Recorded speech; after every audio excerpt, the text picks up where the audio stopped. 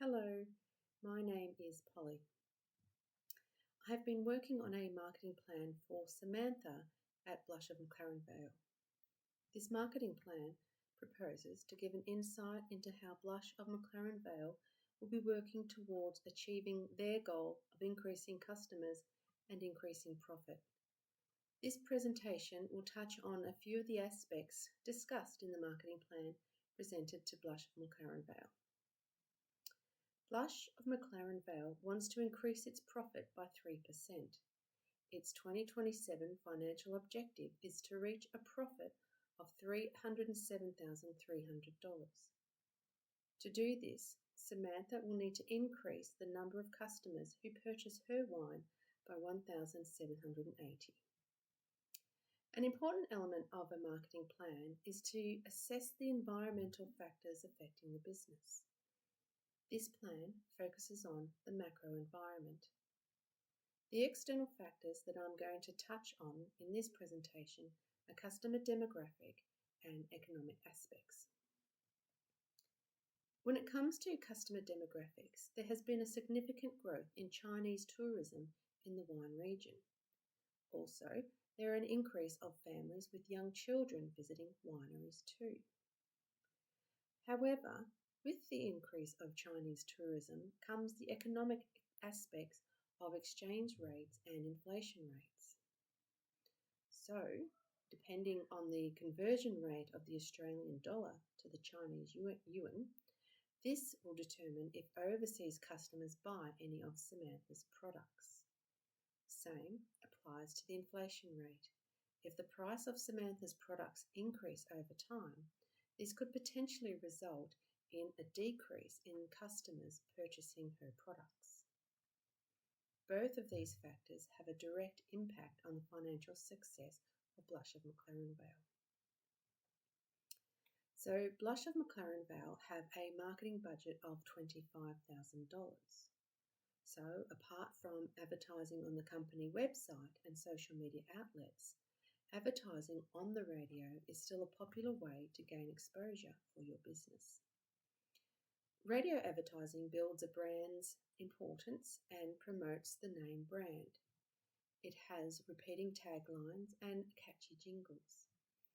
It gives the brand mental availability by telling the customer that the easiest way to find and buy our product for those who want to purchase it. The radio advertising invites people to come and meet the award-winning winemaker Samantha Simpson and enjoy a day with your family at her family-friendly winery.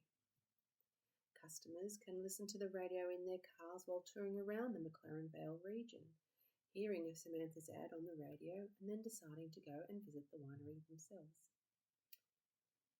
To further utilise her marketing budget, by placing a half-colour page ad in a monthly wine magazine both in Australia and in China, will create strong visuals and concise messaging to both target groups. When people see pictures of her winery and its signature wine, the Tar, it will entice them to go and visit. By advertising in a Chinese magazine, you will be catering to Chinese tourists who don't speak English. Magazine ads with colourful photographs are a great promotional tool, and with monthly exposure will give mental availability, as the buyer will notice your ad and think of your brand when considering to buy wine next time. This new marketing strategy will continue to promote Blush of McLaren Vale and will increase the numbers of customers to the winery. Blush of McLaren Vale neighbours other wineries, Primo Estate Winery at Samuel's Gorge, and D'Arenberg. Samantha sees D'Arenberg as her main competitor, as they are a fourth-generation family-run winery that has been in the McLaren Vale since 1912. D'Arenberg produces several wines, a red, white, sparkling, dessert, rose and fortified. Both Blush of McLaren Vale and D'Arenberg produce quality wines. They both have cellar doors where customers can go and taste test the wine. But Blush of McLaren Vale is not as big and doesn't have the history of winemaking that D'Arenberg does. So in order for Samantha to remain competitive with them, she needs to draw on her extensive international experience and promote her wine-making techniques that she learned when travelling in Spain and Portugal. This way, she will be able to maintain a strong competitive position and keep producing world-class wine. To improve her position in the wine industry, Samantha could introduce a new wine that her Chinese target market likes. Currently, her current signature wine is a red, but her research over the past 3 years shows that 60% of the Chinese international tourists prefer wine that is on the sweeter side. So then, to complement this new wine, she could also increase the options of her jaffles. And also, if she introduced a coffee van that offered hot beverages and sweet alternatives, this would satisfy many customers.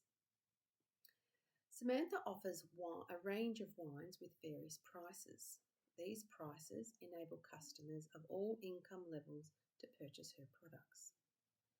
As well as the cellar door sales, utilising her website to take online orders will enable her products to be distributed throughout Australia and overseas.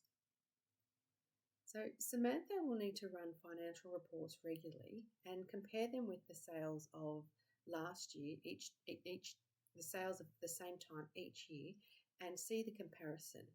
And from these reports, she will be able to see if her investment on advertising has paid off by the increase or the decrease in her profits. To see if there is increased customer activity, she can also analyse the data on her social media accounts. In conclusion, by implementing these marketing strategies, Blush McLaren Vale will be reaching out to new and old customers, both local and visiting, Australian and international. Thank you for listening.